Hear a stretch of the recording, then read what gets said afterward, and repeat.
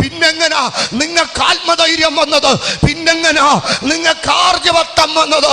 400 വർഷമായിട്ടില്ലാത്ത പ്രവാചകൻ എൻ്റെ കുടുംബത്തിൽ, എൻ്റെ തലമുറയിൽ വരുമെന്ന് പറയാൻ നിങ്ങൾക്ക് എങ്ങനാ ധൈര്യം വന്നത്? അപ്പൊ സെക്രിയാവനോട് പറയുക, എൻ്റെ പാസ്റ്ററെ, ഞാൻ 34-ാം അധ്യായത്തിൽ അവൻ 5 കാര്യം ചെയ്തു.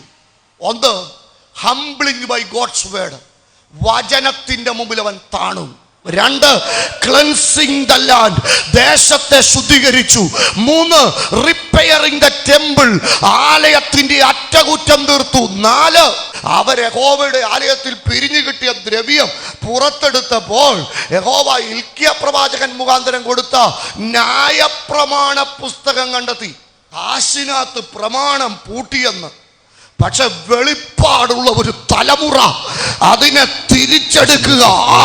മേഖലയുടെ ആഭിമുഖ്യത്തിൽ നടത്തപ്പെടുന്ന ഈ അനുഗ്രഹീത കൂട്ടായ്മയിൽ നിങ്ങളോടെല്ലാവരോടും കൂടെ ചേർന്ന് കർത്താവിനെ ആരാധിപ്പാനും ദൈവത്തിൻ്റെ വിശുദ്ധ വചനവുമായി നിങ്ങളെ ശുശ്രൂഷിപ്പാനും ദൈവം അനുവദിച്ച വിലപ്പെട്ട അവസരത്തിന് കർത്താവിന് മഹത്വം കരയേറ്റുന്നു. പ്രത്യേകിച്ചും ഈ യോഗത്തിന് അനുഗ്രഹീതമായ നിലയിൽ അധ്യക്ഷത വഹിക്കുമ്പോൾ തന്നെ ഈ മേഖലയുടെ ഡയറക്ടറായി സേവനമനുഷ്ഠിക്കുന്ന കർത്താവിൻ്റെ ശ്രേഷ്ഠദാസൻ പാസ്റ്റർ ആർ സനൽകുമാർ, അപ്പോൾ തന്നെ ഈ യോഗം ദൈവങ്ങളിൽ സമർപ്പിച്ച പാസ്റ്റർ എം ജെ രജീഷ്, മറ്റ് അനുഗ്രഹീതരായ കർത്തൃദാസന്മാർ, വിവിധ സെക്ഷനുകളുടെ പ്രസ്ബിറ്റേഴ്സായിരിക്കുന്ന ദൈവത്തിൻ്റെ ശ്രേഷ്ഠദാസന്മാർ, അവരിൽ ചിലർ എനിക്ക് പരിചിതരാണ്, എല്ലാവരെയും ഓർക്കുന്നു. പ്രിയ സോളമൻ സാറ്, മറ്റ് വിൽസൺ സാറ് തുടങ്ങി ചിലരുമായിട്ടൊക്കെ പരിചയങ്ങളുണ്ട്. ഏറ്റവും അനുഗ്രഹീതമായ നിലയിൽ ദൈവവചനത്തിൽ നിന്ന് കർത്താവിൻ്റെ മേശയെക്കുറിച്ച് സംസാരിച്ച കർത്തൃദാസൻ, കർത്താവിൻ്റെ മേശ ഏറ്റവും ഭംഗിയോടും തെളിമയോടും കൂടെ ചെയ്ത ശ്രേഷ്ഠനായ കർത്തൃദാസൻ, വർഷിപ്പ് ടീം, ഈ സ്ഥലത്ത് നിന്ന് കർത്താവിൻ്റെ സ്നേഹം അറിഞ്ഞ നാൾ മുതൽ അറിഞ്ഞ സത്യത്തിൻ്റെ ധീരസാക്ഷികളായി ദൈവനാമ മഹത്വത്തിനായി നിലയായി നിൽക്കുന്ന ദൈവമക്കൾ എല്ലാവരെയും കർത്താവിൻ്റെ ധന്യമേറിയ നാമത്തിൽ വന്ദനം ചെയ്യട്ടെ. എനിക്ക് തോന്നുന്നു ഞാൻ ചില വർഷങ്ങൾക്ക് മുമ്പ്, ദീർഘവർഷങ്ങൾക്ക് മുമ്പ് ഈ സ്ഥലം സഭയിൽ വന്നിട്ടുണ്ട്. അത് ഇത്രയൊന്നും പ്രസിദ്ധനല്ലാത്ത ഒരു കാലത്ത് AGയുടെ CAയുടെ ഒരു ക്യാമ്പ് സെക്ഷൻ്റെ 1-2 വർഷം നടക്കുന്ന സമയത്ത്, ആ സമയങ്ങളിൽ പാസ്റ്റർ സെബാസ്റ്റ്യൻ അദ്ദേഹത്തിൻ്റെ ക്ഷണപ്രകാരം ഞാൻ വന്നത് ഇവിടെയുള്ള പ്രസംഗ മത്സരങ്ങൾ ജഡ്ജ് ചെയ്യാനായിട്ടാണ്. അങ്ങനെ വന്ന ഒരു കാലമുണ്ട്. അത് ഒത്തിരി വർഷങ്ങൾക്ക് മുമ്പാണ്. പിന്നെ ഇങ്ങനെ ഒരുമിച്ച് ഇങ്ങനെ ആയിരിക്കാൻ ഒരുക്കിയ അവസരത്തിന് ദൈവത്തിന് സ്തോത്രം ചെയ്യുന്നു. കർത്താവ് സഹായിക്കട്ടെ. നിങ്ങളുടെ സമയത്തിൻ്റെ പരിമിതികളെ ഞാൻ ഉൾക്കൊള്ളുന്നു. അപ്പോൾ തന്നെ വളരെ പെട്ടെന്ന് ദൈവം ഏൽപ്പിച്ച ഒരു സന്ദേശം കൈമാറാം. രാവിലെ ഞാൻ പ്രാർത്ഥിച്ച് ഒരുങ്ങി വന്നു. പക്ഷേ പ്രിയ പാസ്റ്റർ വളരെ തെളിമയോടുകൂടെ, എനിക്കിങ്ങനെ ഈ പഴയ ദൈവദാസന്മാർ ആത്മീയ ശുശ്രൂഷകൾ ചെയ്യുമ്പോൾ ഞാനിങ്ങനെ ശ്രദ്ധിക്കാറുണ്ട്. പ്രത്യേകിച്ചും കർത്താവിൻ്റെ മേശയുടെ ശുശ്രൂഷ, വിവാഹ ശുശ്രൂഷ, അടക്ക ശുശ്രൂഷകളൊക്കെ ഭയങ്കരമായിട്ട് നമ്മുടെ ദൈവദാസന്മാർ ചെയ്യുന്നത് ശ്രദ്ധിക്കാറുണ്ട്. ഏറ്റവും അവസാനം താൻ പറഞ്ഞ ആ വാക്യങ്ങൾ യഥാർത്ഥത്തിൽ എനിക്കൊരു കൺഫർമേഷനായിരുന്നു ഇന്നത്തെ മെസ്സേജിനെ സംബന്ധിച്ചിടത്തോളം. അതുകൊണ്ട് തന്നെ ആ ഭാഗത്തേക്ക് കൊണ്ടുപോകാൻ എനിക്കറിയാം നല്ല ചൂട് അന്തരീക്ഷത്തിലുണ്ട്. അതുകൊണ്ട് നമ്മുടെ ശ്രദ്ധ ഒരു പരിധിക്കപ്പുറത്ത് കേന്ദ്രീകരിക്കാൻ പാടാണ്. അതുകൊണ്ട് തന്നെ നിങ്ങളെ ഞാൻ സ്നേഹത്തോടെ ഓർപ്പിക്കുക, ഇച്ചിരി പർപ്പസ്ഫുള്ളി നിങ്ങൾ ആ കാര്യത്തിൽ ശ്രദ്ധിക്കുക. നമ്മുടെ ആ സമയത്തിനപ്പുറത്തോട് ഞാൻ പോകത്തുമില്ല, അത് ഞാൻ നിങ്ങൾക്ക് ഉറപ്പ് തരാം. അതുകൊണ്ട് നിങ്ങൾ ശ്രദ്ധിക്കുക. പിന്നെ ഒരു കാര്യം കൂടെ സ്നേഹത്തോടെ ഓർപ്പിക്കുക, ദയവ് ചെയ്ത് എൻ്റെ ശുശ്രൂഷ അനുഗ്രഹിക്കപ്പെടാൻ വേണ്ടി ഇപ്പം നിങ്ങളാരും കണ്ണടച്ച് പ്രാർത്ഥിക്കേണ്ട. ചിലർക്ക് അങ്ങനെ ഒരു കുഴപ്പമുണ്ട്. ഈ വരുന്ന ദൈവദാസൻ്റെ ആ ഒരു ശുശ്രൂഷ അനുഗ്രഹിക്കപ്പെടാൻ അന്നേരം ഒരു കണ്ണടച്ച് എന്ത് ചെയ്യും? പ്രാർത്ഥിക്കുക. അത് വേണ്ട. ഞാൻ അത്യാവശ്യം പ്രാർത്ഥിച്ചൊരുങ്ങിച്ച് തന്നെയാണ് വചനവുമായിട്ട് വന്നിരിക്കുന്നത്. പിന്നെ അങ്ങനെ നിങ്ങൾക്ക് പ്രാർത്ഥിക്കണമെന്നൊരു നിർബന്ധം ഉണ്ടെങ്കിൽ ദയവായിട്ട് വീട്ടിലൊക്കെ ഇരിക്കുന്ന സമയത്ത് ഞങ്ങളെയൊക്കെ ഓർക്കുമ്പം പ്രാർത്ഥിക്കുക. ഞാനിന്ന് കുടുംബമായിട്ടാണ് വന്നത്. അതിനൊരു കാരണമുണ്ട്. ഞങ്ങളുടെ ഒരു ദൈവദാസൻ ഇവിടെ അടുത്തൊരു ആക്സിഡൻ്റായിട്ട് കിടക്കുന്നു. ഈ ശുശ്രൂഷയ്ക്ക് ശേഷം അദ്ദേഹത്തെ പോയി കാണേണ്ട ഒരു ആവശ്യമുണ്ട്. അതുകൊണ്ട് കുടുംബമായിട്ടാണ് വന്നത്. അതുകൊണ്ട് ഞങ്ങളുടെ കുടുംബത്തെ നിങ്ങൾ പ്രാർത്ഥനയിൽ ഓർക്കണം. ഞാൻ, വൈഫ്, 3 കുഞ്ഞുങ്ങൾ, പിതാവ്, മാതാവ്, ഞങ്ങളെല്ലാവരും ഒന്നിച്ച് തിരുവല്ലയിൽ താമസിക്കുന്നു. പത്തനംതിട്ടയിലെ കൂട്ടായ്മ, അങ്ങനെയൊക്കെ ദൈവം നടത്തുന്നു. ദൈവം സഹായിക്കട്ടെ. ഇന്നിൻ്റെ ചിന്തയ്ക്ക് വേണ്ടി നമ്മൾ ശ്രദ്ധിക്കുന്ന വാക്യം കൊലോസ്യർക്ക് എഴുതിയ ലേഖനം 3-ാമത്തെ അധ്യായത്തിൻ്റെ 10-ാമത്തെ തിരുവചനമാണ്. The book of Colossians chapter 3 verses 10, 3-ാം അധ്യായത്തിൻ്റെ 10-ാമത്തെ തിരുവചനം. ശബ്ദമുയർത്തി വായിച്ചാൽ നന്നായിരിക്കും. കൊലോസ്യ ലേഖനം 3-ാം അധ്യായം 10-ാമത്തെ തിരുവചനം.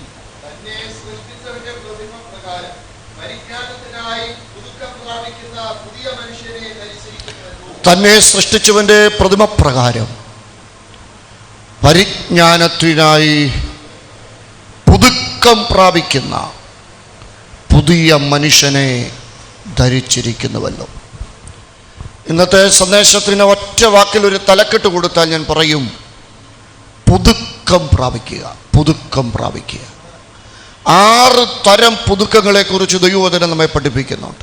ഒന്ന്, ഇത് കവനൻ്റൽ റിന്യൂവൽ, ഉടമ്പടിയുടെ പുതുക്കം. നെഹമ്യാ 9:36 മുതലുള്ള വാക്യങ്ങളിൽ അതാണ് ഓർപ്പിക്കപ്പെടുന്നത്. അപ്പോൾ തന്നെ റിന്യൂവൽ ഓഫ് യുവർ മൈൻഡ്, മനസ്സിൻ്റെ പുതുക്കം. റോമാലേഖനം 12-ാം അധ്യായം 1-2 വാക്യങ്ങൾ ഓർപ്പിക്കുന്നത് അതാണ്. യെശയ്യാപ്രവചനം 40-ാം അധ്യായത്തിൻ്റെ 28 മുതലുള്ള വാക്യങ്ങളിൽ റിന്യൂവൽ ഓഫ് യുവർ സ്ട്രെങ്ത്, ശക്തിയുടെ പുതുക്കത്തെക്കുറിച്ച് നമുക്ക് മനസ്സിലാക്കുവാൻ കഴിയും. അപ്പോൾ തന്നെ 1 തിമോത്തി 1-ാം അധ്യായത്തിൻ്റെ 5-ാം വാക്യം റിന്യൂവൽ ഓഫ് യുവർ ഫെയ്ത്ത്, വിശ്വാസത്തിൻ്റെ പുതുക്കത്തെക്കുറിച്ച് നമ്മെ അത് പഠിപ്പിക്കുന്നു. എഫേസ്യ ലേഖനം 4-ാം അധ്യായം 23-ാം വാക്യം പറയുന്നത് renewal of your thought and attitude, നിങ്ങളുടെ മനോഭാവങ്ങളുടെ പുതുക്കത്തെക്കുറിച്ച് ആ ഭാഗം നമ്മെ പഠിപ്പിക്കുക. അപ്പം തന്നെ യെശയ്യാ 6:1 മുതലുള്ള വാക്യങ്ങൾ റിന്യൂവൽ ഓഫ് യുവർ വിഷൻ, കാഴ്ചപ്പാടിൻ്റെ ദർശനത്തിൻ്റെ പുതുക്കത്തെക്കുറിച്ച് ആ വാക്യം നമ്മെ പഠിപ്പിക്കുന്നു. അങ്ങനെ 6 തരം പുതുക്കങ്ങൾ തിരുവചനത്തിൽ നമുക്ക് പഠിക്കുവാൻ കഴിയും. ഞാൻ അവിടേക്ക് ഒന്നും ഇന്ന് പകൽ പോകാൻ താല്പര്യപ്പെടുന്നില്ല. അപ്പോൾ തന്നെ മറ്റൊരു ഭാഗം പുതുക്കത്തോടുള്ള ബന്ധത്തിൽ നിങ്ങളെ ഓർപ്പിക്കാം. അനാക്കാനിയോസ് എന്ന ആ പദത്തിൻ്റെ അർത്ഥം, അനാക്കാനിയോസ് എന്ന് പറയുന്ന ആ പദത്തിൻ്റെ യഥാർത്ഥ അർത്ഥം ഇതാണ്: complete change for the better. ഏറ്റവും സമൂലമായ ഒരു മാറ്റം. എന്തിനു വേണ്ടി? പരിപൂർണമായതിനു വേണ്ടി. പുതുക്കത്തെക്കുറിച്ച് ദൈവവചനം പറയുന്നത് അതാ, സമൂലമായ ഒരു മാറ്റം. എന്തിനു വേണ്ടി? മേൽത്തരമായതിനു വേണ്ടി. ഈ അനാക്കാനിയോസിനെ കുറിച്ച് നമ്മൾ പഠിക്കുമ്പോൾ 2 തരം പുതുക്കങ്ങളാണ് തിരുവചനം നമ്മെ പഠിപ്പിക്കുന്നത് പ്രധാനമായിട്ട്. ഒന്ന്, നമ്മളിൽ സംഭവിക്കേണ്ട പുതുക്കം. മറ്റൊന്ന്, ദൈവം സമ്മാനിക്കുന്ന പുതുക്കം. ഞാൻ ഇന്ന് പോലെ ഒരു പ്രവചന ദൂത കൈമാറാൻ താല്പര്യപ്പെടുന്നത്, ഈ മേഖലയിലെ പ്രവർത്തനങ്ങളിലും ഈ സെഷനുകളുടെ പ്രവർത്തനങ്ങൾക്കും സഭകളുടെ പ്രവർത്തനങ്ങൾക്കുമൊക്കെ ദൈവം ഒരു വലിയ പുതുക്കം നൽകാൻ ആഗ്രഹിക്കുന്ന സമയമായതെന്ന് വിശ്വസിക്കുന്ന എത്ര പ്രിയപ്പെട്ടവരിന്ന് പകൽ ഇതിനകത്ത് ഇരിപ്പുണ്ട്. തീർച്ചയായിട്ടും അതൊരു പ്രവചന ദൂതായി തന്നെ ഞാൻ നിങ്ങളോട് പറയുക. മറ്റൊരു കാലത്തും വെളിപ്പെടാത്തതുപോലെ ഒരു വലിയ പുതുക്കം നമ്മുടെ ശുശ്രൂഷകളിൽ ദൈവം സമ്മാനിക്കാൻ ആഗ്രഹിക്കുന്ന ഒരു കാലത്താണ് നാം ആയിരിക്കുന്നത്. അതുകൊണ്ട് തന്നെയാണ് ഇങ്ങനൊരു യോഗത്തിൽ ദൈവം നമ്മെ കൊണ്ടിരുത്തിയിരിക്കുന്നത്. ഞാനതിനെ കൂടുതൽ എംഫസൈസ് ചെയ്യാൻ പോകുന്നത്. പക്ഷേ അതിനു മുമ്പ് നമ്മളിൽ സംഭവിക്കേണ്ട പുതുക്കത്തെക്കുറിച്ച് ഒരിച്ചിരി പറയേണ്ടത് എപ്പോഴും ദൈവദാസന്മാരെന്ന നിലയിൽ ഞങ്ങളുടെ ഉത്തരവാദിത്വമാണ്. അതുകൊണ്ട് തന്നെ ഈ ഭാഗം ഞാനൊന്ന് പരിചയപ്പെടുത്താം. ഈ അധ്യായം, ഈ വാക്യം, ഇതെല്ലാം പുസ്തകത്തിൻ്റെ പശ്ചാത്തലവുമായി വളരെ ബന്ധപ്പെട്ട് നിൽക്കുന്നത്. അതുകൊണ്ട് പുസ്തക പശ്ചാത്തലം ഒന്ന് ഓർപ്പിച്ച് വാക്യത്തിലേക്ക് വരാം. നമുക്കറിയാം, കൊലോസ്യ ലേഖനം പോലെ പൗലോസിൻ്റെ മറ്റ് കാരാഗ്രഹ ലേഖനങ്ങൾ അല്ലേ. ഈ കൊലോസ്യ ലേഖനത്തിൻ്റെ പ്രത്യേകത എന്ന് പറയുന്നത് AD 60-62 കാലഘട്ടത്തിലാണ് പൗലോസ് 1-ാമത്തെ പ്രാവശ്യം റോമിലെ കാരാഗ്രഹത്തിൽ തടവിലായത്. ആ തടവിലാകുന്നതിന് മുമ്പുള്ള 3 വർഷം അദ്ദേഹം എഫെസോസ് സഭയുടെ ശുശ്രൂഷകനായിരുന്നു. AD 60-62 കാലത്ത് കാരാഗ്രഹത്തിലാകുന്നു. അതിന് മുമ്പുള്ള 3 വർഷം എഫെസോസ് സഭയുടെ ശുശ്രൂഷകനായിരിക്കുന്നു. താന് എഫെസോസിൽ ശുശ്രൂഷയിലായിരിക്കുന്ന കാലഘട്ടത്തിൽ എഫെസോസിൽ ഒരു വലിയ ഉണർവ് സംഭവിച്ചു.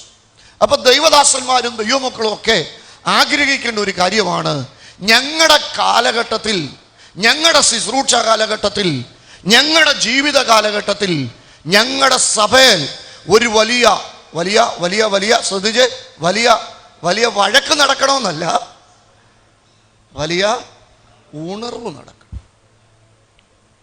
ഇതൊരു അപകടകരമായ അവസ്ഥയാണ്. പലരുടെയും കാലത്ത് നടന്നത് എന്താന്ന് ചോദിച്ചാൽ, ആ കാലത്ത് ആ വഴക്ക് നടന്നത്, ആ കാലത്ത് ആ 10 കുടുംബം ആ സഭ വിട്ട് പോയത്. പക്ഷേ പൗലോസ് എഫെസോസിൽ ശുശ്രൂഷിച്ച കാലഘട്ടത്തിൽ ഒരു വലിയ ഉണർവ് നടന്നു. ഇന്ന് പകൽ എത്ര ദൈവദാസന്മാർ കൊതിക്കുന്നുണ്ട്, എൻ്റെ ശുശ്രൂഷ കാലഘട്ടത്തിൽ എൻ്റെ സഭയിൽ ഒരു ഉണർവ് നടക്കണമെന്ന് കൊതിക്കുന്ന എത്ര ദൈവമക്കൾ ഇതിനകത്ത് ഇരിപ്പുണ്ട്. വഴക്ക് നടത്താൻ പ്രത്യേകിച്ച് നമ്മൾ ഒന്നും ചെയ്യണ്ട, അല്ലേ? സ്തോത്രം.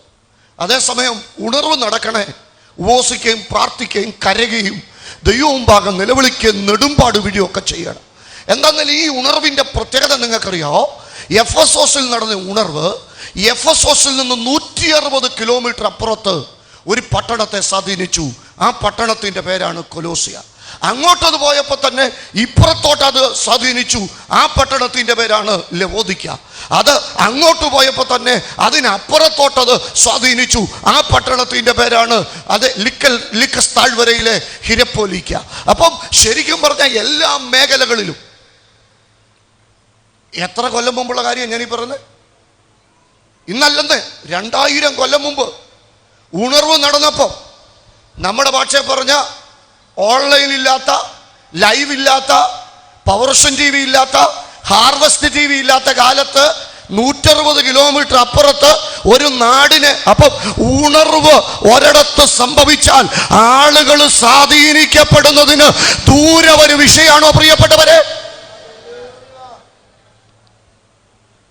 അങ്ങനെ കൊലോസ്യ പട്ടണക്കാരനായ ഒരുവൻ ആ ഉണർവിൻ്റെ ഭാഗമായി. അദ്ദേഹത്തിൻ്റെ പേരായ എപ്പപ്രാസ് ദൈവാത്മനിയോഗത്തിൽ പ്രവർത്തനം ആരംഭിച്ച പട്ടണമാ കൊലോസ്യ. അവിടെ സഭ വളർന്നു. സഭ വളർന്നപ്പോൾ തന്നെ ആ സഭയ്ക്കെതിരെ ഏറ്റവും ശക്തമായ പോരാട്ടം ദുരുപദേശങ്ങളുടെ ഭാഗത്തുനിന്നുണ്ടായി. നിങ്ങൾ ബൈബിൾ ക്ലാസ് പഠിക്കുമ്പോൾ അറിയാം, 13 ദുരുപദേശങ്ങളാണ് കൊലോസ്യ സഭയ്ക്ക് നേരെ വെല്ലുവിളികളായി എഴുന്നേറ്റ്. അതിൽ 6 യഹൂദ മതം സംബന്ധിച്ച്, 7 ഇതര മതങ്ങൾ, അങ്ങനെ മൊത്തം 13 ദുരുപദേശങ്ങൾ. ഈ ദുരുപദേശങ്ങളുടെ വെല്ലുവിളികളുടെ മുമ്പിൽ എന്തു ചെയ്യണമെന്നറിയാതെ ശുശ്രൂഷകനൊന്ന് അന്താളിച്ചു. അപ്പോൾ ആത്മനിയോഗത്തിൽ അദ്ദേഹം ഒരു യാത്രയ്ക്ക് തയ്യാറായി. എഫെസോസിൽ നിന്നും കൊലോസിയിൽ നിന്നൊക്കെ 1600 കിലോമീറ്റർ അപ്പുറത്ത് റോമിലെ കാരാഗ്രഹത്തിലായിരിക്കുന്ന പൗലോസിന്റെ അടുക്കൽ ചെന്ന് ഈ സഭ നേരിടുന്ന പ്രതിസന്ധികളെല്ലാം അദ്ദേഹത്തെ അറിയിച്ചു. ഇതറിഞ്ഞപ്പോൾ പൗലോസിന്റെ പ്രതികരണം എന്താ? കൊലോസ്യ ലേഖനം 1-ാം അധ്യായത്തിന്റെ 9-ാമത്തെ വാക്യം എന്താ വായിക്കുന്നത്? അതുകൊണ്ട് ഞങ്ങൾ അത് കേട്ട നാളു മുതൽ നിങ്ങൾക്ക് വേണ്ടി ഇടവിടാതെ പ്രാർത്ഥിക്കുന്നു. അപ്പൊ എന്തോ കേട്ടാലും ദൈവമക്കളുടെ പ്രതികരണം എന്താകണം? അയ്യോ, കേട്ടപ്പോൾ ഞങ്ങൾ ഫേസ്ബുക്കിൽ പ്രതികരണം എഴുതിയിട്ട് അല്ലെന്ന്, ഞങ്ങൾ എന്തോ എടുത്തു?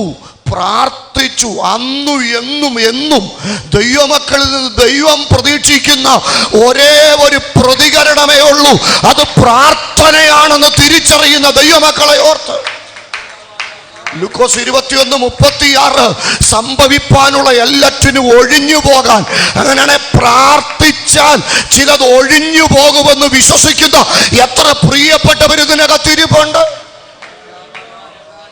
യോഹന്നാൻ 17:15 വാഴ്ത്തപ്പെട്ട കർത്താവിന്റെ മഹാപുരോഹിത്യ പ്രാർത്ഥനയാ. യേശു പ്രാർത്ഥിക്കുക, ഇവരെ ലോകത്തിൽ നിന്ന് എടുക്കണമെന്നല്ല, ദുഷ്ടന്റെ കയ്യിൽ അകപ്പെടാതെ വേണം. അങ്ങനെയാണ് പ്രാർത്ഥിക്കുന്നവന്റെ കുടുംബം, പ്രാർത്ഥിക്കുന്നവന്റെ തലമുറ, പ്രാർത്ഥിക്കുന്നവരുള്ള സഭ ശത്രുവിന്റെ കയ്യിൽ അകപ്പെടത്തില്ലെന്ന് വിശ്വസിക്കുന്ന എത്ര ദൈവമക്കൾ. ഞാനിന്ന് പകൽ ഇവിടെയുള്ള അസംബ്ലിസോട്, സമൂഹത്തോട് ശക്തമായി ആവശ്യപ്പെടുകയാ, പ്രാർത്ഥന കുറയ്ക്കരുത്.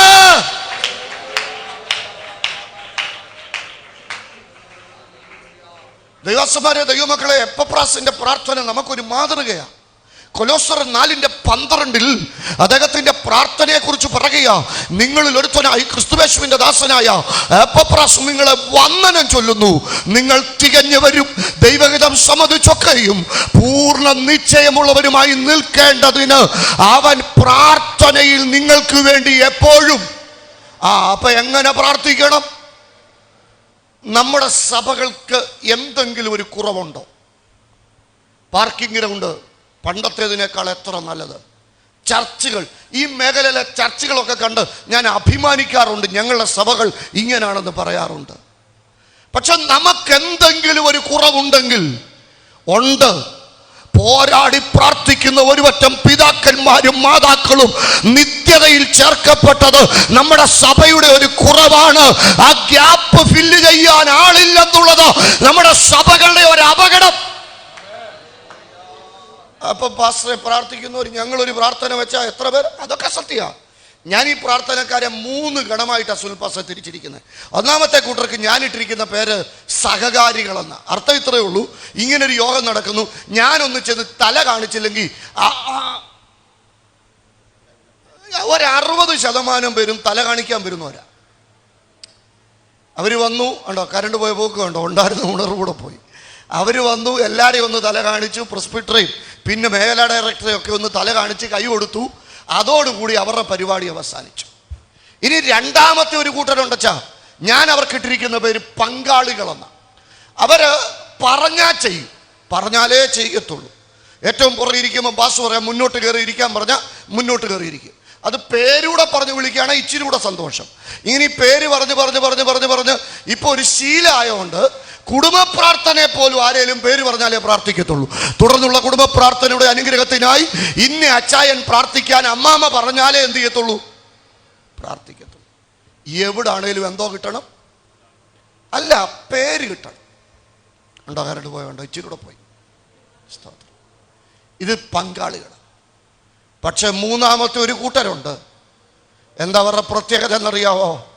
സഹകാരികളല്ല, പങ്കാളികളല്ല, മറിച്ച് ഇതൊരാത്മീക പോരാട്ടത്തിന്റെ നടുവില ഞങ്ങളായിരിക്കുന്നതെന്ന് തിരിച്ചറിഞ്ഞുകൊണ്ട് പോരാടി പ്രാർത്ഥിക്കുന്ന ഒരുപറ്റം ദൈവമക്കൾ ഈ ദിവസങ്ങളിൽ നമ്മുടെ ഇടയിൽ അങ്ങനെ ഒരുപറ്റം പേര് എഴുന്നേറ്റാൽ ഏത് കാരാഗ്രഹവാതിലാ തുറക്കാത്തത്?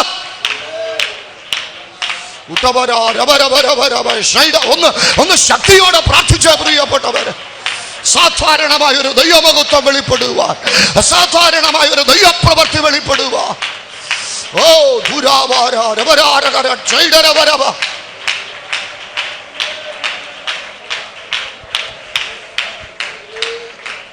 എന്തേലും ഒരു ആത്മീക പോരാട്ടത്തിന് തയ്യാറാകുന്നവരെ മാത്രമേ ഈ കാലത്ത് ദൈവം വല്ലതും ഏൽപ്പിക്കത്തുള്ളൂ. ഞാൻ ഇച്ചിരി കൂടെ ലളിതമാക്കിയത് പറഞ്ഞു തരാം. ഈ 400 വർഷമായിട്ട് ഒരു പ്രവാചനവുമില്ല. അല്ലേ, മലാക്കി മുതൽ 400 വർഷമായിട്ട് പ്രവാചകന്മാരില്ല. 400 വർഷമായിട്ട് പ്രവാചകനില്ലെന്ന് പറയുമ്പം കേട്ടുകേഴ്വി മാത്രം അവർക്ക് പ്രവാചകന്മാർ അല്ലേ. എന്നിട്ടും ആ ആലയത്തിലെ പ്രാർത്ഥന നിന്നുപോയില്ലല്ലോ. അത് നടത്താനായിട്ട് തയ്യാറാകുന്ന സെക്കരിയാവ്. ഞാൻ സെക്കരിയാവിനോട് ചോദിച്ചു, നിങ്ങളുടെ ഇടയിലെങ്ങാണ് ഒരു പ്രവാചകൻ? പുള്ളി പറഞ്ഞു, അങ്ങനെ ഒരാളില്ല, ഞങ്ങൾക്ക് പണ്ടുണ്ടായിരുന്നു, പക്ഷെ ഇപ്പൊ അങ്ങനെ ഒരാള് ഇല്ല. ഞാൻ ചോദിച്ചു, നിങ്ങൾ പ്രവാചകനെ കണ്ടിട്ടുണ്ടോ? ഇല്ല, കണ്ടിട്ടില്ല. പിന്നെ നിങ്ങൾ എങ്ങനെ സംസാരിക്കാൻ തുടങ്ങിയപ്പോ നിങ്ങളുടെ തലമുറയെ നോക്കി നിങ്ങളൊരു ശബ്ദം ഉറക്കെ പറഞ്ഞില്ലേ? എന്താ പറഞ്ഞത്? നീയോ പൈതല് അത്യുന്നതന്റെ പ്രവാചകനെന്ന്. ഞാൻ ചോദിച്ചാ, നിങ്ങൾ പ്രവാചകനെ കണ്ടിട്ടുണ്ടോ? ഇല്ല, 400 വർഷമായിട്ടില്ല. പിന്നെങ്ങനെ നിങ്ങളുടെ തലമുറയെ നോക്കിക്കൊണ്ട് അത്യുന്നതന്റെ പ്രവാചകനാ എൻ്റെ ഈ കുഞ്ഞെന്ന് പറയാൻ നിങ്ങൾക്ക് എങ്ങനെ ധൈര്യം വന്നത്? അപ്പൊ അദ്ദേഹം എന്നോട് പറഞ്ഞു, പാസ്റ്റർ ഇരിക്ക്, ഞാൻ പറഞ്ഞു തരാം. ഈ ആലയത്തിന്റെ ചരിത്രം പാസ്റ്റർക്ക് അറിയാവോ? ഇതിപ്പം പണിതിരിക്കുന്നത് ഹെരോദാവാ. ഹെരോദാവ് ഇത് പണിയുന്നതിന് മുമ്പ് ഇത് പണിതത് സെരുബാബേലാ. സെരുബാബേൽ ഇത് പണിയുന്നതിന് മുമ്പ് ഇത് പണിതത് ശലോമോനാ. ശലോമോൻ ഇത് പണിത് പ്രാർത്ഥിച്ചപ്പോ ദൈവത്തിന്റെ തേജസ് ഇറങ്ങിയത് കൊണ്ട് ശുശ്രൂഷ നടത്താൻ പറ്റാത്തതുപോലെ ദൈവമഹത്വം അവിടെ ഇറങ്ങിയതാ. അത് കഴിഞ്ഞ് സെരുബാബേലിന്റെ കാലം വന്നപ്പോൾ അതിനെക്കാട്ടി മഹത്വം ഇവിടെ ഇറങ്ങിയതാ. പക്ഷെ ഇവിടുത്തെ മഹത്വം നിന്നുപോയത് എപ്പോഴാണെന്നറിയാമോ? ഹെരോദാവ് ഇത് കച്ചവട കണ്ണുകൊണ്ട് പണിയാൻ തുടങ്ങിയപ്പോൾ ഇവിടുത്തെ മഹത്വം നിന്നുപോയി. ഈ സഭകൾക്ക് പറ്റിയ അപകടം ഇതാ. കച്ചവട കണ്ണുള്ളവർ സഭകളുടെ അകത്ത് ശുശ്രൂഷകൾ ആരംഭിച്ചപ്പോൾ ദൈവസഭകളുടെ അകത്ത് വെളിപ്പെട്ട മഹത്വം നിന്നുപോയി.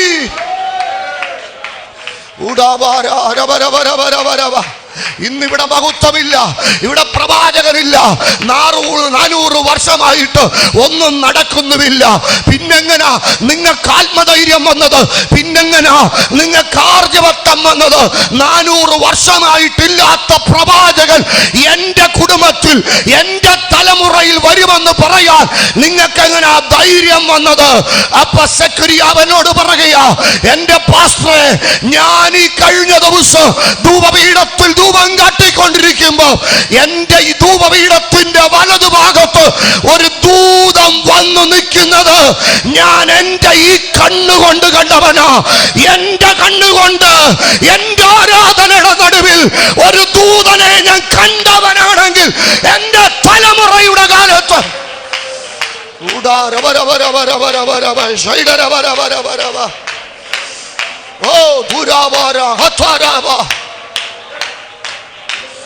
മനസ്സിലാകുന്ന ദൈവമക്കളും ദൈവദാസന്മാരും ഒരല്പസമയം കര ഉയർത്തിപ്പിടിച്ച് ശക്തിയോടെ ദൈവത്തെ സ്തുതിച്ചു.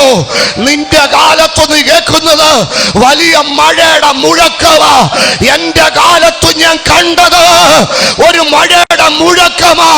ഇതിനെക്കാട്ടി വലിയൊരു പ്രവൃത്തി എന്റെ തലമുറയുടെ കാലത്ത് ദൈവം ചെയ്യുമെന്ന് വിശ്വസിക്കുന്നവരുണ്ടെങ്കിൽ ഇന്ന് പകൽ ഉറക്കെ പറ.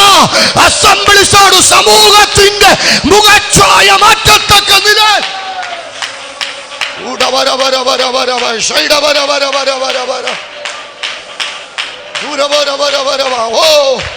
കാത്തിരിക്കുന്നവർ ശക്തിയെ പുതുക്കും.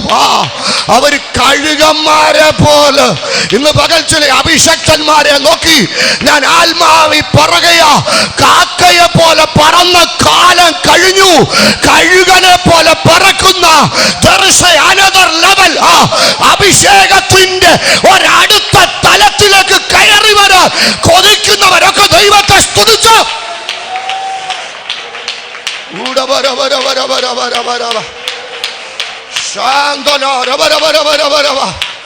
അഭിഷക്ത ദൈവദാസി ദൈവാത്മാവനോട് പറയുകയാ, ഓ റൂഢാരാഭാര സാരാഫാത്ത് കഴിയുകയാ, കെരീത്തും കഴിയുകയാ. നിന്നെ ദൈവം അടുത്ത ദിവസം കർമ്മേലിലേക്ക് ഷിഫ്റ്റ് ചെയ്യാൻ പോവാ. ഇതുവരെ കണ്ടിട്ടില്ലാത്ത അസാധാരണമായ ഒരു ദൈവപ്രവൃത്തി. ആത്മനിറവുള്ളവർ അന്യഭാഷകളിൽ ഒരല്പസമയം ദൈവത്തെ ആരാധിച്ചു. ശക്തമായ ഒരു ദൈവ സാന്നിധ്യം ഞാൻ ഇന്ന് ഇവിടെ മനസ്സിലാക്കുക.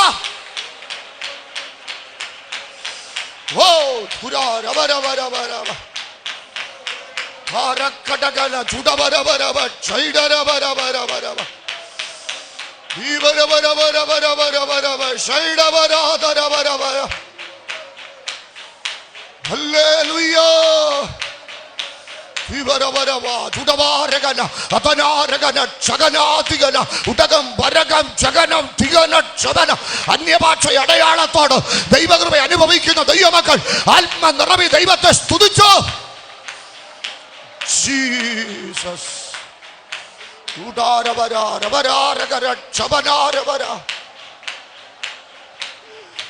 ഹല്ലേലൂയ.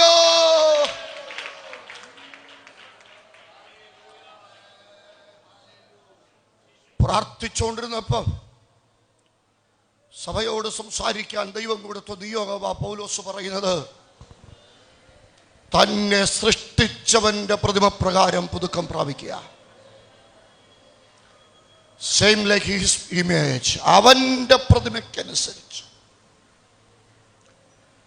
നമ്മളിൽ സംഭവിക്കേണ്ട പുതുക്കമുണ്ട്. അതിനെക്കുറിച്ച് കൊലോസ്യ ലേഖനം 3 അധ്യായത്തിന്റെ 5-ാം വാക്യം, 8-ാം വാക്യം, 12-ാം വാക്യത്തിലൊക്കെ നമുക്ക് കാണുവാൻ കഴിയും. 3 അധ്യായത്തിന്റെ 5-ാം വാക്യം, 8-ാമത്തെ വാക്യം, 12-ാമത്തെ വാക്യം. 5-ാം വാക്യം എന്താ വായിക്കുന്നത്? ദുർനടപ്പ്, അശുദ്ധി, അതിരാഗം, ദുർമോഹം, വിഗ്രഹാരാധന, അത്യാഗ്രഹം, ഇങ്ങനെ ഭൂമിയിലുള്ള നിങ്ങളുടെ അവയവങ്ങളെ മരിപ്പിപ്പി. ഇത് ഉള്ളൊരു വല്ല ഇവിടെ ഇരിപ്പുണ്ടോ? നോ. ഞാൻ വിശ്വസിക്കുന്നു ഇതുള്ളവർക്ക് ഇരിക്കാൻ പറ്റിയ സ്ഥലമല്ലിത്. പിന്നെ അവിടെ ഇത് എഴുതിയിരിക്കുന്നത് 6-ാം വാക്യം, ഈ വക നിമിത്താനുസരണം കേട്ടവർ മേൽ ദൈവകോപം വരുന്നു. 7-ാം വാക്യം പറയാ, അവയിൽ ജീവിച്ചിരുന്ന കാലം നിങ്ങളും. അപ്പം ഇത് നമ്മുടെ ഒരു പൂർവ്വകാലമാണ് അല്ലേ? അത് സത്യ. നമ്മുടെ എല്ലാം പാരമ്പര്യം ഒരേ പാരമ്പര്യം. നമ്മുടെ ഒരു ഒരു ഒരു പൂർവ്വകാലത്തെക്കുറിച്ചാണ് ഇത് പറയാം. അവയിൽ ജീവിച്ചിരുന്ന ഒരു കാലം, അവയിൽ നടന്ന ഒരു കാലം. അവിടെ നിന്നാ കർത്താവിൻ്റെ ചോരയാൽ നമ്മൾ വീണ്ടെടുപ്പ് പ്രാപിച്ചു.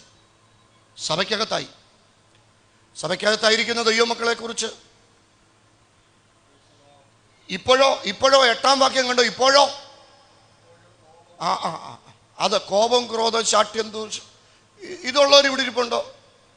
മിക്കവാറും പേരെല്ലാം തിരുവനന്തപുരത്തെ ഹോൾസെയിൽ കച്ചവടക്കാരെല്ലാം ബന്ധിക്കൂസുകാരാണ്. ഈ കോപത്തിൻ്റെ ഒക്കെ മറ്റുള്ളവരുടെ ഒന്നും കയ്യിൽ അതില്ല. അവിടുന്ന് മാറണം. അവിടുന്ന് മാറിയിട്ട് 12-ാം വാക്യത്തിലേക്ക് വരണം.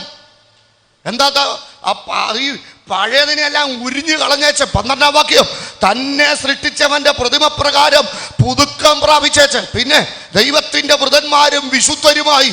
അടുത്തത് മനസ്സലിവ്, ദയ, താഴ്മ, സൗമ്യത.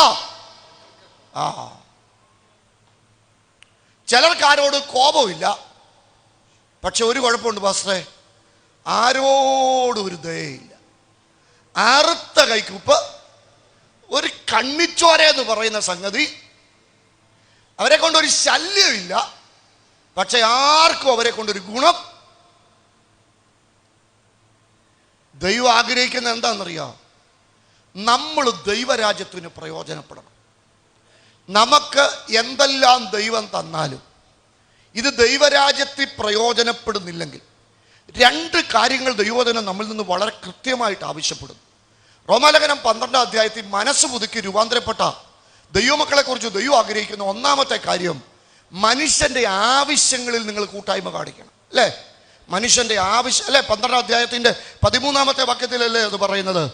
ആവശ്യങ്ങളിലെ കൂട്ടായ്മ. നിങ്ങളുടെ കൂട്ടായ്മയിലും നിങ്ങളുടെ സഭയിലും ഒക്കെയുള്ള ഒരു പ്രിയപ്പെട്ടവരുടെ ആവശ്യങ്ങളിൽ ആണു 12-ാം അധ്യായത്തിന്റെ 13-ാം വാക്യം, കഷ്ടതയിൽ സഹിഷ്ണുത കാണിപ്പീൻ, പ്രാർത്ഥനയിൽ ഉറ്റിരിപ്പീൻ, വിശുദ്ധന്മാരുടെ. ആ വാക്യം നിങ്ങളുടെ ബൈബിളിൽ ഇല്ലേ? വിശുദ്ധന്മാരുടെ ആവശ്യങ്ങളിൽ കൂട്ടായ്മ കാണിപ്പീൻ. അപ്പം നമ്മുടെ ഇടയിലുള്ള നമ്മുടെ സഹോദരങ്ങളുടെ പ്രതിസന്ധികളിൽ നാം കൂട്ടായ്മ കാണിക്കുന്നവരായിരിക്കണം. ഇനി ഫിലിപ്പിയ ലേഖനം 4-ാം അധ്യായത്തിന്റെ 5-ാം വാക്യം പറയുന്നുണ്ട്, ആ സ്ത്രീകൾ സുവിശേഷ ഘോഷണത്തിൽ എന്നോടുകൂടെ പോരാടി. അല്ലേ? അപ്പം നമ്മൾ സുവിശേഷ ഘോഷണത്തിന് കൂട്ടായ്മ കാണിക്കുന്നവരായിരിക്കണം. അപ്പം ശരിക്കും പറഞ്ഞാൽ നമ്മളിൽ ഉണ്ടാകേണ്ട പുതുക്കങ്ങളാണ് ഇവയൊക്കെ. ഇതും നമ്മളിൽ സംഭവിക്കുമ്പോൾ ദൈവം സമ്മാനിക്കുന്ന ഒരു പുതുക്കമുണ്ട്. ഞാൻ ഇന്ന് പകൽ അതാണ് ഒരു ദൂതായി നിങ്ങളുടെ മുമ്പിൽ കൊണ്ടുവരാൻ പോകുന്നത്. പുതുക്കത്തെ സംബന്ധിക്കുന്ന എത്രയോ വാക്യങ്ങൾ തിരുവചനം നമ്മെ പഠിപ്പിക്കുന്നുണ്ട്. എന്നാൽ എനിക്ക് ഇവിടെയുള്ള ദൈവമക്കളോട് പറയാനുള്ള ഒറ്റ ദൂതേ ഉള്ളൂ. യോവേൽ പ്രവചനം 3-ാം അധ്യായത്തിന്റെ 18-ാമത്തെ വാക്യം ദൈവം സമ്മാനിക്കുന്ന ഒരു പുതുക്കവ. ഒന്ന് വായിച്ചു നോക്കിക്കേ. യോവേൽ പ്രവചനം 3-ാം അധ്യായം 18-ാമത്തെ വാക്യം. അന്നാളിൽ പർവ്വതങ്ങൾ പുതുവിഞ്ഞു പൊഴിക്കും, കുന്നുകൾ പാലൊഴുക്കും, യഹൂദയിലെ എല്ലാ തോടുകളിൽ നിന്നും വെള്ളം ഒഴുകും. യഹോവയുടെ ആലയത്തിൽ നിന്നൊരു ഉറവ പുറപ്പെടും, അത് ശിത്തീം താഴ്വരയെ നനയ്ക്കും. The ultimate form of renewal, ഏറ്റവും ശ്രേഷ്ഠമായ പുതുക്കമെന്ന് പറയുന്നത് ശിത്തീമിനുണ്ടാകുന്ന പുതുക്കമാണ്. ശിത്തീമിന്റെ പുതുക്കം അറിയണമെങ്കിൽ ശിത്തീമിന് സംഭവിച്ച പഴക്കം അറിയണം. പഴക്കം അറിയണമെങ്കിൽ യോവേൽ പ്രവചനത്തിന്റെ പശ്ചാത്തലം മനസ്സിലാക്കണം. നമുക്കറിയാം, യോവേൽ എന്ന വാക്ക് 2 വാക്കിൽ നിന്നാണ് ഉണ്ടായത്. ഒന്നാമത്തെ വാക്ക് യാവേ, രണ്ടാമത്തെ വാക്ക് ബേൽ. യാവേ എന്ന് പറഞ്ഞാൽ യഹോവ, ബേൽ എന്ന് പറഞ്ഞാൽ ദൈവം, യോവേൽ എന്ന് പറഞ്ഞാൽ യഹോവ തന്നെ ദൈവം. പ്രവാചകൻ ഒറ്റ കാര്യം പ്രവചിക്കാനുള്ളൂ, ദൈവമാണ് ദൈവം, ദൈവത്തിങ്കിലേക്ക് മടങ്ങി വരിക. എന്തുകൊണ്ടാണ് അദ്ദേഹം അങ്ങനെ പ്രവചിക്കുന്നത്?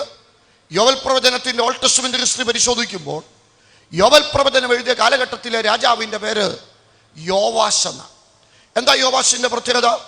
2 ദിനവൃത്താന്തം 24-1 മുതൽ വായിക്കണം. യോവാശിന്റെ പ്രത്യേകത ഇവിടെ എഴുതിയിരിക്കുക. ഇസ്രായേലിന്റെ ചരിത്രത്തിൽ ഇത്രയും പ്രായക്കുറവിൽ രാജാവായ ഒരു മനുഷ്യൻ വേറെ ഇല്ല. യോവാശ് വായിച്ചു തുടങ്ങിയപ്പോൾ അവന് 7 വയസ്സായിരുന്നു. അല്ലേ? 24-ാം അധ്യായത്തിന്റെ 1-ാമത്തെ വാക്യം. അവൻ വായിച്ചു തുടങ്ങിയപ്പോൾ 7 വയസ്സായിരുന്നു. 40 വർഷം യെരൂശലേമിൽ വാണു. ബർശേവക്കാരിയായ അവന്റെ അമ്മയ്ക്ക് സിബിയ എന്ന് പേർ. 2-ാം വാക്യം കണ്ടോ? യഹോയാദാ പുരോഹിതന്റെ ആയുഷ്കാലത്തൊക്കെയും യോവാശ് യഹോവയ്ക്ക് പ്രസാദമുള്ളത് ചെയ്തു. ആ പാസ്ത്രകാലത്ത് നല്ലതായിരുന്നു എന്ന് പറഞ്ഞാൽ അതിൻ്റെ അർത്ഥം ഇപ്പം നല്ലതല്ലെന്നല്ലേ? അന്ന് നല്ല ഭക്തനായിരുന്നെന്ന് പറഞ്ഞ അർത്ഥം ഇപ്പം യോവാശിന് പറ്റിയത് ഇത് തന്നെയാണ്. ഞാൻ പൗർഷനിൽ ഈ ദിനവൃത്താന്ത പുസ്തകത്തെക്കുറിച്ച് ക്ലാസ് എടുക്കുമ്പോൾ രക്ഷിക്കുന്ന ആൻറ്റിമാരെന്നൊരു ഒരു ഒരു ഒരു ഒരു ക്ലാസ് എടുത്തത് ഒത്തിരി പേര് ശ്രദ്ധിച്ച ഒരു ക്ലാസ്സാണ്. അത് ഈ നേഴ്സുമാരെ കുറിച്ചാണ് ഞാൻ പറഞ്ഞത്. അത് പറയാനായിട്ട് എടുത്ത വാക്യം യോവാശിൻ്റെ അപ്പൻ്റെ പെങ്ങളായി യഹോയാദാൻ്റെ ഭർത്താവായ യഹോയാദാ പുരോഹിതൻ അതല്യ വാഴുന്ന കാലഘട്ടത്തിൽ യഹോയാദാനും കൂടാണ് എന്ത് ചെയ്തത്? യോവാശിനെ ആലയത്തിൽ ഒളിപ്പിച്ചത്. 7-ാമത്തെ വയസ്സിൽ രാജാവായി. ഇത്രയും പ്രായക്കുറവിൽ രാജാവായ ഒരാൾ ഇല്ലായിരുന്നു. യഹോയാദാ പുരോഹിതൻ്റെ ആയുഷ്കാലത്തൊക്കെ യോവാശ് ദൈവത്തിന് പ്രസാദമുള്ളതൊക്കെ ചെയ്തു. പക്ഷേ യഹോയാദയുടെ മരണത്തിന് ശേഷം യോവാശ് തനിക്കിഷ്ടമുള്ളതുപോലെ ജീവിച്ചു. നമ്മളൊരു കാര്യം ഓർത്തോണം, ഈ നമ്മൾ ദൈവകൃപയിൽ നിന്ന് അന്യപ്പെട്ടാൽ അത് നമ്മളെ ബാധിക്കും. സത്യമാണ്. ഈ യോവാശിൻ്റെ കാലഘട്ടത്തിൽ ആ ദേശത്ത് വെട്ടിക്കിളി ആക്രമണം ഉണ്ടായത്. അതാണല്ലോ യോവേൽ പ്രവചനത്തിൻ്റെ ചരിത്രം. വെട്ടിക്കിളി വരുന്നു, കാർമേഘം അന്തരീക്ഷത്തെ മൂടുന്നത് പോലെ വെട്ടിക്കിളി അന്തരീക്ഷത്തെ മൂടുന്നു. നിമിഷങ്ങൾക്കകത്ത് ഇസ്രായേലിലെ കൃഷി വെട്ടിക്കിളി നശിപ്പിക്കുന്നു. ഈ സമയത്താണ് പ്രവാചകനായ യോവേൽ എഴുന്നേറ്റ് യോവാശിൻ്റെ അടുക്കൽ ചെന്നിച്ച് പറയാ, രാജാവേ, ഈ വെട്ടിക്കിളി ആക്രമണത്തിൻ്റെ കാരണം ദൈവത്തിൻ്റെ പദ്ധതിയാണ്, നിങ്ങൾ ദൈവത്തിലേക്ക് മടങ്ങി വരണം. ആ ആലോചനയോട് യഥാർത്ഥത്തിൽ ചെവി കൊടുക്കുവാൻ യോവാശിന് കഴിഞ്ഞില്ല. ഈ ആലോചനകൾക്ക് നമ്മൾ വില കൊടുത്തില്ലെന്നുള്ള കുഴപ്പം എന്നാന്ന് ചോദിച്ചാൽ നമ്മളെ ബാധിക്കുന്നതിനേക്കാൾ കൂടുതൽ അത് തലമുറയെ ബാധിക്കും, അല്ലേ? അപ്പം തന്നെ നമ്മൾ ആലോചനകളെ അംഗീകരിച്ചാൽ നമുക്ക് കിട്ടുന്നതിനേക്കാൾ കൂടുതൽ അനുഗ്രഹം ആലോചന ആർക്ക് നൽകും? തലമുറയ്ക്ക് തരും. അതുകൊണ്ട് തന്നെയാ ഈ ദൈവവചനത്തോടും ദൈവദാസന്മാരോടും ഒക്കെ റിബലാകുന്നതിൻ്റെ നിങ്ങളൊന്ന് ശ്രദ്ധിച്ചാൽ മതി. കുടുംബങ്ങളെ ശ്രദ്ധിച്ചാൽ അറിയാം തലമുറകൾ ബാധിക്കപ്പെടുന്നതിൻ്റെ കാരണം. യോവാശ് വെട്ടിക്കിളിക്ക് പുറകെ പച്ചപ്പുഴുവിന് പുറകെ തുള്ളന് പുറകെ വീട്ടിൽ 4 സാമ്രാജ്യം വന്ന് ദൈവത്തിൻ്റെ കൃഷിയാകുന്ന ഇസ്രായേലിനെ നശിപ്പിക്കുന്നതിൻ്റെ ദൃഷ്ടാന്തം. വെട്ടിക്കിളി മിസ്രൈമിനെ കാണിക്കുന്നു, പച്ചപ്പുഴു റോമിനെ കാണിക്കുന്നു, തുള്ളൻ അശൂരിനെ കാണിക്കുന്നു, വിട്ടിൽ മേദ്യാപേഴ്സയെ കാണിക്കുന്നു. ഇതൊക്കെ നിങ്ങളെ നശിപ്പിക്കുന്നതിന് മുമ്പ് നിങ്ങൾ ദൈവത്തിലേക്ക് മടങ്ങി വരണം. ഇതിനോട് പ്രതികരിക്കുവാൻ യോവാശ് തയ്യാറായില്ല. ദൈവമക്കളെ, ആലോചനകളെ അബദ്ധമാക്കരുത്. മാനസാന്തരത്തിൻ്റെ ദൂത് പറഞ്ഞ ഒന്നുകിൽ പ്രസംഗിക്കുന്ന ഉദ്ദേശിച്ച് തല്ലിക്കൊല്ലാനുള്ള ഒരു ദേഷ്യം നമുക്ക് വരും, അല്ലെ മാനസാന്തരം നടക്കും. യോവാശിന് ആ ദൈവദാസനോടായിരുന്നു കോപം. അതുകൊണ്ട് അവൻ്റെ തലമുറകൾ ബാധിക്കപ്പെടുക. എങ്ങനെയൊക്കെ ബാധിപ്പിക്കപ്പെടുന്നെന്ന് നോക്കിയാൽ 4 തലമുറയെ നോക്കിക്കേ. 25-2 അവൻ യഹോവയ്ക്ക് പ്രസാദമുള്ളത് ചെയ്തു, ഏകാഗ്ര ഹൃദയത്തോടെ അല്ലതാനും. ആരെക്കുറിച്ചാണ് വായിക്കുന്നേ? യോവാശിൻ്റെ മോൻ അമസ്യാവ്. കുഴപ്പക്കാരനൊന്നുമല്ല, നല്ല പയ്യനാ. പക്ഷെ ഒരു കുഴപ്പമുണ്ട്, ദൈവസ്ഥനത്തിൽ എന്തോ ഇല്ല, ഏകാഗ്രതയില്ല. നമ്മളാണെ പറയും ഈടെയായിട്ട് പിശാശ് പോരാടുന്നുണ്ട്. എൻ്റെ കൊച്ച്, അയ്യോ പിശാശിൻ്റെ പോരാട്ടമാണെങ്കിൽ ഇൻസ്റ്റഗ്രാമിനോട് ഏകാഗ്രത പറയേണ്ടതല്ലേ? യൂട്യൂബ്, അവിടെയൊക്കെ ഭയങ്കര ഏകാഗ്രതയാണ്. എവിടെ മാത്രമേ ഉള്ളൂ ബുദ്ധിമുട്ട്? എല്ലാ സാത്താൻ്റെ അക്കൗണ്ടിൽ കൊടുക്കരുതേ. നമ്മുടെ ഗൗരവക്കുറവുകളാണ് നമ്മുടെ തലമുറകളുടെ ഏകാഗ്രത കുറവുകൾ. സ്വത്രം പറയാൻ പറ്റിയൊരു കാര്യമല്ല ഞാൻ ഈ പറഞ്ഞെന്ന് എനിക്കറിയാം. 26-16 2ാം തലമുറ ബലവാനായപ്പം അവൻ്റെ നാശത്തിനായിട്ട് നിഗളിച്ചു. അപ്പോൾ 1ാം തലമുറയെ ഏകാഗ്രതയില്ലാത്ത ആരാധനകൾ നമ്മുടെ തലമുറകളെ നിഗളികളാക്കും. ഉപവാസ പ്രാർത്ഥനയോടും ദൈവവചനത്തോടും കൂട്ടായ്മയോടും 10 ദിവസം ഏകാഗ്രതയില്ലാതെ സഭയ്ക്കകത്ത് വന്നിരിക്കുന്ന കൊച്ചിനെ നോക്ക്, 11ാമത്തെ ദിവസം അവൻ നിഗളിയായിട്ട് മാറും. ആര് പറഞ്ഞാലും എന്ത് ചെയ്യത്തില്ല, കേൾക്കത്തില്ല. ഇനി 27-2 അവൻ തന്റെ അപ്പനായ ഉസിയാവ് ചെയ്തതുപോലൊക്കെയും യഹോവയ്ക്ക് പ്രസാദമായത് ചെയ്തുവെങ്കിലും യഹോവയുടെ ആലയത്തിലേക്ക് അവന് ഉണ്ടോ അപ്പനകന്നു. മോൻ ഏകാഗ്രത ഇല്ലാതെ ആരാധിച്ചു. കൊച്ചുമോൻ നിഗളിയായി. മൂന്നാമത്തെ വന്നപ്പോൾ യോത്തിനെന്ന് പറഞ്ഞാൽ ചർച്ചിന്റെ പിക്നിക്ക് വീഗാലാൻഡിലോട്ട് വെച്ചാൽ അവനെല്ലാം ക്രമീകരിച്ചു തരും. പക്ഷെ പിന്നെ ഞായറാഴ്ച വരത്തില്ല. പിന്നെ ഇനി ഈ വെള്ളിയാഴ്ച പ്രാർത്ഥന എന്നൊക്കെ പറയുന്നത് അത് പണിയില്ലാത്ത കുറച്ചു പേർക്ക് വേണ്ടി മാത്രമുള്ള, പ്രത്യേകിച്ചും സെഷന്റെ മാസിയോ എന്നൊക്കെ പറയുന്നത് അതും പണിയില്ലാത്ത കുറച്ചു പേർക്ക് വേണ്ടി മാത്രമുള്ള. പോന്ന പോക്ക് കണ്ടോ? 28-ന്റെ 24 ആകാശ ദൈവാലയത്തിലെ ഉപകരണം എന്ന് പറഞ്ഞാൽ പുനലൂരിൽ നിന്ന് മേടിച്ച തമ്പാറും തല്ലിപ്പൊട്ടിച്ച്, തിരുവനന്തപുരത്തു നിന്ന് മേടിച്ച ചിഞ്ചിൽ അടിച്ചു പൊട്ടിച്ച്, ഉപ്പേരിയുടെ പറ്റുവാക്കിയിട്ട് ഹോളും പൂട്ടി കോടതി കേസും കൊടുത്ത കാര്യം അവിടെ വായിച്ചു. അപ്പൊ ബാധിക്കു വച്ചാ ഞാൻ രാവിലെ ഇത്രയും ദൂരം യാത്ര ചെയ്ത് ഇവിടെ വന്നത് ബാധിച്ച 4 തലമുറയെക്കുറിച്ച് പറഞ്ഞു വെച്ചു പോകാനല്ല. എനിക്ക് പറയാനുള്ള ദൂത്, കരിമരവും കരിവേലവും വെട്ടിയാലും കുറ്റി പട്ടുപോയാലും വെള്ളത്തിന്റെ ഗന്ധം അടിക്കുമ്പോൾ ഒരു കിളിർപ്പുണ്ടാകുന്നത് പോലെ ആരേലും ഒരാൾ ദൈവാലോചനയുടെ മുമ്പിൽ ഒന്ന് പുതുക്കപ്പെടാൻ തയ്യാറായോ?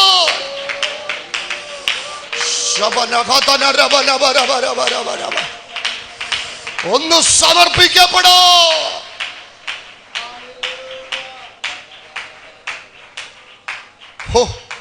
ഞാനൊരു ഹോംവർക്ക് നിങ്ങൾക്ക് തരാം. 2 ദിനവൃത്താന്തം 29 അധ്യായം വീട്ടിൽ ചെന്ന് മൊത്തം വായിക്കണം. 34 മുതലുള്ള വാക്യങ്ങനെ വായിക്കുന്നത്. പുരോഹിതന്മാർ ചുരുക്കമായിരുന്നതിനാൽ ഹോമയാഗങ്ങളെല്ലാം തോലുരിപ്പാൻ അവർക്ക് കഴിഞ്ഞില്ല. അതുകൊണ്ട് അവർ സഹോദരന്മാരായ ലേവ്യർ ആ വേല തീരുവോളം പുരോഹിതന്മാരൊക്കെയും തങ്ങളെ തന്നെ വിശുദ്ധീകരിക്കുന്നവരെ സഹായിച്ചു. തങ്ങളെ തന്നെ വിശുദ്ധീകരിക്കുന്നതിൽ ലേവ്യർ പുരോഹിതന്മാരെക്കാൾ അധിക ഉത്സാഹമുള്ളവരായിരുന്നു. ഹോമയാഗങ്ങൾ സമാധാന യാഗങ്ങൾക്കുള്ള മേധസ്സിനോടും ഹോമയാഗങ്ങൾക്കുള്ള പാനീയ യാഗങ്ങളോടും കൂടെ അനവധിയായിരുന്നു. അടുത്ത വാക്യം ഇങ്ങനെ യഹോവയുടെ ആലയത്തിലെ ആരാധന യഥാസ്ഥാനത്തായി. അടുത്ത വാക്യം ദൈവം ജനത്തിന് ഒരുക്കി കൊടുത്തതിൽ അനീഷ് തോമസ് പാസ്റ്റർ അല്ല, സനൽകുമാർ പാസ്റ്റർ അല്ല, രജീഷ് സാർ അല്ല. ആരാ പ്രവർത്തിച്ചത്? ഉറക്കപ്പറ. ആരാധനയിലേക്കും പ്രമാണത്തിലേക്കും വിശുദ്ധിയിലേക്കും ഒരുത്തം മടങ്ങി വന്നാൽ ആര് പ്രവർത്തിക്കാൻ തുടങ്ങും? ദൈവം പ്രവർത്തിക്കാൻ തുടങ്ങി. അടുത്ത വാക്യം പറ. കാര്യം ക്ഷണത്തിലല്ലോ.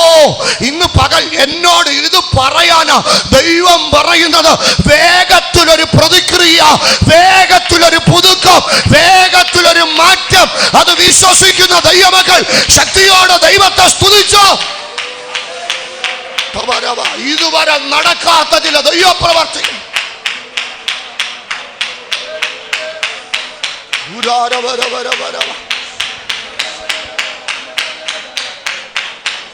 അവന്റെ കാലത്ത് ചിലത് വേഗത്തിൽ നടക്കുക. എന്റെ പ്രിയപ്പെട്ടവരെ, പെട്ടെന്ന് ചില യഥാസ്ഥാനങ്ങൾ, പെട്ടെന്ന് ചില ദൈവപ്രവർത്തികൾ. അതുകൊണ്ട് തന്നെ ഹിസ്കിയാവിന്റെ 4-ാം തലമുറക്കാരൻ, ഹിസ്കിയാവിന്റെ മകന്റെ കൊച്ചുമോന്റെ പേര് യോശിയാവെന്ന. 2 ദിനവൃത്താന്തം 34 അവനെ കുറിച്ചാണ് നിങ്ങൾ കാണുന്നത്. ഒരു ഹോംവർക്ക് കൂടെ ഞാൻ തരിക. 34 അധ്യായം നിങ്ങൾ വീട്ടിൽ ചെന്ന് വായിക്കും. 34-ാം അധ്യായത്തിൽ അവൻ 5 കാര്യം ചെയ്തു. 1, ഹംബ്ലിംഗ് ബൈ ഗോഡ്സ് വേർഡ്. വചനത്തിന്റെ മുമ്പിൽ അവൻ താണു. വചനത്തിന്റെ മുമ്പിൽ, പാണ്ടിലോറിയുടെ മുമ്പിൽ ഇരിക്കുന്ന തവളയെപ്പോലെ ഇരിക്കരുത്, വചനത്തിന്റെ മുമ്പിൽ താഴണം. 2, ക്ലെൻസിങ് ദ ലാൻഡ്. ദേശത്തെ ശുദ്ധീകരിച്ചു. 3, റിപ്പയറിംഗ് ദ ടെമ്പിൾ. ആലയത്തിന്റെ അറ്റകുറ്റം തീർത്തു. 4, അത് ഭയങ്കര പാസ്റ്ററെ. 34-ന്റെ 14, 15 വാക്യം വായിക്കണം. 2 ദിനവൃത്താന്തം 34-ന്റെ 14, 15. അവർ യഹോവയുടെ ആലയത്തിൽ പിരിഞ്ഞു കിട്ടിയ ദ്രവ്യം പുറത്തെടുത്തപ്പോൾ യഹോവ ഹിൽക്കിയ പ്രവാചകൻ മുഖാന്തരം കൊടുത്ത ന്യായപ്രമാണ പുസ്തകം കണ്ടെത്തി. എന്ന് പറഞ്ഞ അർത്ഥം എന്താണെന്നറിയോ? കാശെല്ലാം കൂടെ ലോക്കറി വെച്ച് പൂട്ടിയ കൂട്ടത്തിൽ ഇവന്മാർ ഈ പ്രമാണം കൂടെ എടുത്ത് വെച്ച് എന്ത് ചെയ്തു? കാശിനകത്ത് പ്രമാണം പൂട്ടിയെന്ന്. പക്ഷെ വെളിപ്പാടുള്ള ഒരു തലമുറ അതിനെ തിരിച്ചെടുക്കുക. ഇന്ന് പകൽ ഇത് തന്നെയാ പെന്തക്കോസ്തിനകത്ത് ഇനിയും ദൈവം ചെയ്യാൻ പോകുന്നത്.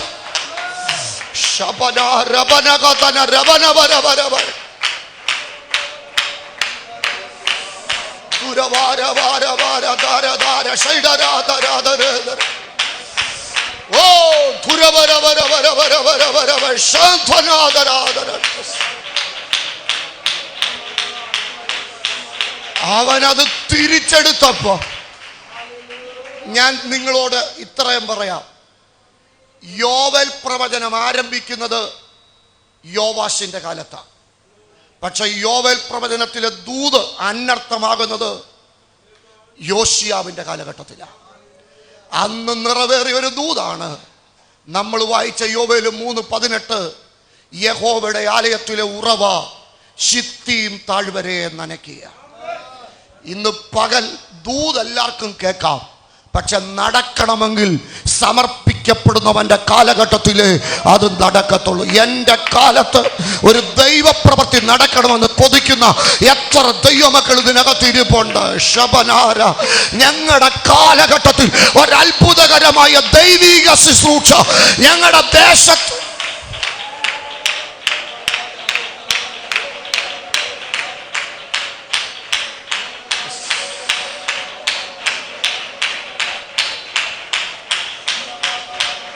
ജീസസ്.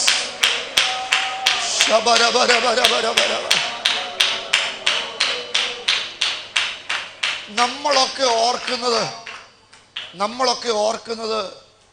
നമ്മുടെ നാട്ടിൽ ആ വലിയ സംഭവം നടക്കുന്നതാണ്. എൻ്റെ പാസ്റ്റർ, എനിക്ക് കഴിഞ്ഞ ദിവസം സങ്കടം വന്നു. ഞാൻ വിജയവാഡയ്ക്ക് അടുത്ത് ഏലൂര് പ്രസംഗിക്കാം. പാസ്റ്റർ സോളമൻ രാജു, എന്തോ സഭയാ. ഞാൻ പുകഴ്ത്തി പറയുന്നുമല്ല. അസംബ്ലീസ് ബോർഡിൻ്റെ നിങ്ങളുടെ ആ പുനലൂര് അല്ല, നമ്മുടെ ആ ഇതെല്ലാം ഉണ്ടല്ലോ, ഈ അടൂര് അല്ല, അതെല്ലാം പുള്ളിയുടെ ആ വാതുക്ക ഇരിക്കാനുള്ളതേ ഉള്ളൂ. അത് ഒരു പ്രസ്ഥാനത്തിൻ്റെ ഞാൻ ഏറ്റവും കണ്ടത് സെലിബ്രേഷൻ ഹോപ്പിനകത്ത് വെച്ച മൈക്കാണ് ഞാൻ കണ്ടതിൽ ഏറ്റവും, ഞാൻ പ്രസംഗിച്ചിട്ടുള്ളതിൽ ഏറ്റവും വലിയ സാധനം. അതെല്ലാം പുള്ളിക്ക് സ്വന്തമായിട്ടുണ്ട്. ഈ 48 വയസ്സുള്ളൊരു ദൈവാസൻ കണ്ട ഒരു 60 വയസ്സ് വന്നു. അത് ഈ സൊറൈസിസ് വന്ന് കുഷ്ഠരോഗം പിടിച്ച് വഴി കൊണ്ട് അപ്പനും അമ്മയും ഉപേക്ഷിച്ചതാണ്. അവിടെ കിടന്നതിനെ ദൈവം തൊട്ടതാ. എന്നാ പ്രവാചകനാണെന്നറിയോ? ഒന്ന് ചുമ്മാതാണേലും ഞാൻ പറഞ്ഞ ആന്ധ്ര വഴിയൊക്കെ ഒന്ന് പോണമെന്ന്. ഞാൻ ചോദിച്ചു, ഞങ്ങളുടെ കേരളത്തിൽ ആരെങ്കിലും അറിയാവുന്ന ഒറ്റ ആൾ സുരേഷ് ബാബു മാത്രമേ ഉള്ളൂ. കാര്യം പുള്ളി അവിടെ ഇടയ്ക്ക് എല്ലുകയും ഭയങ്കര വിടുതൽ നടക്കുകയും ചെയ്യും. ബാക്കി ആരെ അറിയത്തില്ല. എന്തോ ദൈവപ്രവർത്തിയാണ്. ഞാൻ ചോദിച്ചു, ഞങ്ങളുടെ ഇവിടുത്തെ FCRയുടെ പ്രശ്നം പുള്ളിക്ക് വിഷയമില്ല. കാര്യം അങ്ങൊന്നും വരുന്നില്ലല്ലോ, ഉള്ളതല്ല ഇവിടുന്ന് കിട്ടുന്ന ആന്ധ്രയെന്ന് തന്നെ. നമ്മൾ ഈ കിടന്ന് വേളം ഉണ്ടാക്കുന്നതിൻ്റെ കാര്യം നമ്മുടെ ഇടയിൽ ഒന്നും നടക്കാത്തതുകൊണ്ട് നമുക്കൊരു പുതുക്കം വേണ്ടായോ പ്രിയപ്പെട്ടവർ? എന്തെങ്കിലുമൊക്കെ എൻ്റെ കാലഘട്ടത്തിൽ ഞാൻ തിരുവനന്തപുരത്ത് ഇപ്പം അങ്ങനെ പ്രസംഗിക്കാൻ വരാറില്ല. വരുവാണെങ്കിൽ പിന്നെ വീട്ടിൽ പോകാൻ നേരമില്ല. അതുപോലെ എനിക്ക് തിരുവനന്തപുരത്ത് മീറ്റിംഗ് ഉണ്ട്. വരാറില്ലെന്ന് പറഞ്ഞാൽ വരാറില്ലെന്നല്ല. മിനിഞ്ഞാന്ന് നമ്മൾ മാരായിമുട്ടത്ത് ഒന്നിച്ചുണ്ടായിരുന്നു. ഇന്ന് ഇവിടെ ഉണ്ട്, നാളെ കഴിഞ്ഞ് ഇനി കൊറ്റാമത്തുണ്ട്. ഈ ആഴ്ച തന്നെ 4 വരവ് തിരുവനന്തപുരത്ത് ഞാൻ വരുക. വരാറില്ലെന്ന് പറഞ്ഞാൽ 4. അങ്ങനെയാണ് പിന്നെ എല്ലാം വരാൻ തുടങ്ങിയാൽ പിന്നെ ഞാൻ തിരുവനന്തപുരത്തോട്ട് പിന്നെ പോകേണ്ട കാര്യമേ ഇല്ല. ഞാൻ വരാത്തതിൻ്റെ ഒരു കാര്യം, ഇവിടെ ഇഷ്ടംപോലെ ദൈവാസന്മാരുള്ളതുകൊണ്ട്. പക്ഷെ ഞാൻ ഇന്നിവിടെ വരാൻ കാര്യം നിങ്ങളുടെ ഉള്ളിൽ ഒരു തീ കോരിയിടാനായിട്ടാണ്. എൻ്റെ കാലത്ത് എനിക്കൊരു ശുശ്രൂഷ ചെയ്യണമെന്ന്, അതിനല്ലേ നമ്മളെ ദൈവം വിളിച്ചിറക്കിയത്. അതുകൊണ്ട് തന്നെ ഞങ്ങളുടെ ഇടയിൽ ഒരു പുതുക്കം. അടുത്ത 10 മിനിറ്റ് ഷിത്തീമിൽ നടന്ന പുതുക്കം എന്താണെന്ന് ഞാൻ പറയാൻ പോവാ. ശ്രദ്ധിച്ച് കേട്ടോണം. ഈ ഷിത്തീമിൻ്റെ പുതുക്കം എന്താണെന്നറിയണേ. ഷിത്തീമിൽ നടന്ന പഴക്കം എന്താണെന്നറിയണം. പഴക്കം അറിയണമെങ്കിൽ ഈ 2 ദിനവർത്ത സംഖ്യാപുസ്തകം 23 അധ്യായത്തിലേക്ക് വരണം. സംഖ്യ 23 ഒരു പ്രവാചകനെ കൂട്ടുപിടിച്ച് ഒരു രാജാവ് ഒരു ജനത്തെ ശപിക്കാൻ വരിക. പക്ഷേ പ്രവാചകൻ വന്ന് നോക്കിച്ച് പറഞ്ഞു, ഇവരെ അങ്ങനെയൊന്നും എന്ത് ചെയ്യാൻ പറ്റത്തില്ല, ശപിക്കാൻ പറ്റത്തില്ല. കാരണം എന്നാ? ദൈവം ശപിക്കാത്തവനെ ഞാൻ എങ്ങനെ ശപിക്കും? യഹോവ പ്രാകാത്തവനെ ഞാൻ എങ്ങനെ പ്രാകും? ആരാ പറഞ്ഞത്? ബിലയാബാ പറഞ്ഞു. എന്തുകൊണ്ടാണ് ഇവരെ ശപിക്കാൻ പറ്റാത്തതിൻ്റെ കാര്യം? പെന്തിക്കോസുകാർക്ക് ശാപം വെക്കാത്തതിന് 4 കാര്യമാണ്. അത് എന്തൊക്കെയാണെന്ന് നിങ്ങൾ അറിയണം. ഒന്നാമത്തെ കാര്യം സംഖ്യ 23:9. അവരെ നോക്കുമ്പോൾ ഇതാ ശിലാഗിരങ്ങളിൽ ഞാനവരെ ദർശിക്കുന്നു, ഗിരികളിൽ ഞാനവനെ നോക്കുന്നു. കണ്ടപ്പോൾ എന്താ പ്രത്യേകത? എന്താ? ഇതാ ഉറക്കപ്പറ. അപ്പൊ ഇവരുടെ മേൽ ശാപം വരാത്തതിന്റെ കാര്യം ഇവന്റെ വേർപാടാ. വേർപാടുള്ളവനെ അങ്ങനൊന്നും ആർക്കും എന്ത് ചെയ്യാൻ പറ്റത്തില്ല. ഇനി 21-ാം വാക്യം 23:21. യാക്കോബിൽ അവൻ മാത്രമല്ലല്ലോ സ്നാനപ്പെട്ടത്, അവന്റെ ഫോൺ വരെ സ്നാനപ്പെട്ടത്. നമ്മൾ മാത്രം സ്നാനപ്പെട്ടാൽ പോരെ, ഫോൺ സ്നാനപ്പെട്ടാലുള്ള ഒരു ഗുണം ഈ നുണയും കൊതിയും പറച്ചിൽ ഫോണിൽ കൂടെയുള്ള പരിപാടി എന്ത് ചെയ്യും? എന്നോടിത് പറഞ്ഞു തന്നത് സത്യത്തിൽ മനോജ് അബ്രഹാം സാറ് എന്നോട് പറഞ്ഞു, അനീഷ് പാസ്റ്റർ നിങ്ങൾ പ്രസംഗിക്കുമ്പോൾ നിങ്ങൾ പറഞ്ഞേക്കണം, വിശ്വാസികളോടെല്ലാം പറയണം, നിങ്ങൾ മുങ്ങുന്ന കൂട്ടത്തിൽ നിങ്ങളുടെ ഫോണുകൂടെ എന്ത് ചെയ്യണം?